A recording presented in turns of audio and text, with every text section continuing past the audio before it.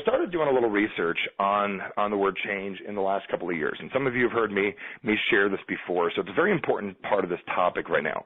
And if you think of the word change, I remember there was a study done in Montreal and a behavioral study that was done on this. And in the behavioral study, they really did a lot of research on people's brains and their stimuli, talking about the process of changing something, whether they were dealing with an alcoholic to go sober, whether it was somebody changing a really bad habit, or somebody just changing their diet, or somebody changing the way they felt about a relationship, or changing the relationship with their mother or their father. And they would have the stimuli, whether it was a positive change or something fearful. The stimuli that would go off in their brain, shot off at a certain level. And what this computer system they had in Montreal was able to do was they analyzed that stimuli that went off when people talked about change. They analyzed that stimuli. And they said to that stimuli, they said, what also does that resemble? And what was interesting is that the same stimuli, like exactly, almost like a fingerprint, that went off in almost everybody's brain when they talked about change was similar to the idea of torture. So why is it that anybody would really want to change if, change resembled in their brain something equivalent to torture, like being held down in a chair and, being, chained up and a light flash in your face? And that's a similar thing to what change feels like for most people. So when you think of the word change, I truly believe that most of us aren't looking for change as much as we're looking for things to be different. Now, if you think about it for a second, change is a nice word, but really what all of you are looking for is things to be different than what they currently are. So if you take a look at the word different and use it for an example, a lot of times when we think things are difficult, they're really just different. It's a shift in perspective that people have. So how do you get things to be different than they currently are today? Well, the answer is pretty simple, and what most people don't realize is we're really looking in an area that really may not resemble what it is we need. So in order for make things to be different, it's really about making some shifts in our lives and doing things a little bit different. It's not that any of you need to make this drastic change or this shift that's, 360 degrees and winds you back in the same spot. And what's interesting is most of us are pre-programmed to change, go the 360 degrees, and wind up back in the same spot. If I were to ask you about the last times you've changed or someone you love that told you they were going to change and thought about changing, they typically wind up back in the same spot.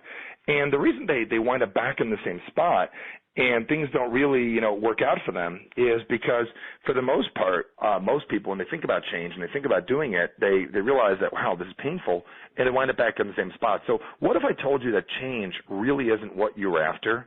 You were looking for things to be different. And in order to make them different, what if I gave you a new perspective and a new word today, and it's called making a shift? Now, I'm going to ask you to focus the first part of this call on making the shifts in your life and not necessarily asking other people to make a shift yet, because some of you came here today to evaluate a relationship and ask the question like, well, can this person really change? And maybe Michael Bernoff will tell me, and I'll decide whether I stay married or stay in business with this person. I'm going to tell you that's going to be a totally different conversation that we can have a little bit later, and it's one of those that you're going to have with yourself first. But I'm going to tell you that if you're in a situation you shouldn't be in, the first person you have to look in the mirror to shift is yourself. So when I think about shifting, I always think about shifting as a concept of about 180 degrees. And the reason I call it 180 degrees is 180-degree shift, a lot of people realize, is taking you into a different place, taking you in a different direction than you're currently in. Now, what's interesting is the majority of you have a lot of your life already doing something the way you want it to be. If I were to take the three areas of your life, typically one of them is doing well. Whether it's relationships, health, or money, the three things people want, one of them is doing well. So a 180-degree shift in a different direction is going to mess up one of the things you're doing well. So what if it wasn't about a 180-degree shift, and really what it was a 180 shift? And what I call the 180 shift is something a lot of you have done in my audios. A lot of you have done the program we have on our website. If you haven't, you go to michaelbernoff.com. It's free. You can download the 180 shift right there on the website. Watch a little video. It explains it on the homepage, a little button that pulses on the Michael Bernoff site. Yet the reason the 180 shift is so powerful, it's about 180 seconds in your life, a 3-minute period, 360-second period. It's a 3-minute period that every one of us have in our life that really involves creating that change. At Core Strength, I said to everybody, we've all heard before that when one door closes, another one opens, or one window closes, another one opens. Yeah, wouldn't it be smarter than reading off some phrases we read in a book? Wouldn't it make it better than something you heard at your sermon on Sunday? So instead of waiting for a door to close and another one to open, wouldn't it make sense to become a carpenter, become a builder, become a planner, an engineer, and start making our own doors and windows and start opening them when we need so we can walk through and do what it is we need to do? So the reason reason I'm talking to you and getting you off the whole idea of change, nobody really likes change. If you think about it, you get change in your pocket, you know, you buy something, someone hands you back change. It's almost like this useless thing that people don't really care about anymore. And they take the change, they throw it off to the side, whether it's monetary change or, you know, the only people I've ever realized that like change, as silly it is like little kids in their diapers. They like change, but the majority of us don't really want change. What we really want is things to be different. So what I want to help you guys with today in order to create a difference in your life is to teach you how change really works and really how it makes sense. And the majority of us, when we're dealing with other people and we want them to change, it's really just a battle we have going on. The battle of right, the battle of wrong, the battle of positive, the battle of negative. And one of the things I taught this weekend at Core Strength was that when you're dealing with another person, you know, when it comes down to right and wrong, it really isn't the best game to play. The best game to play is, does this work for me or does it not work for me? Does this empower me and help me get where I want to go, or does it kind of put me in a direction I don't want to go in? So the first step that all of us have to really ask is, in order to create these shifts and change in our life, is to really figure out what perspective that we're at. So if I were to give you an example here right now, and this is a really prime example of how shifts and how change takes place in a human being's life, is if you think about something that you really, really want. And I'd like all of you to think about something you want or a way that you'd like something to be. Think about that right now. Whatever it is, a way you'd like something that you want to achieve, or a way that you'd like something to be, the way you'd like it to show up in your life, okay? I want you to think about the thing you want. And when it comes to getting that, we got to put ourselves in a couple of like new categories that I believe will help you guys out quite a bit.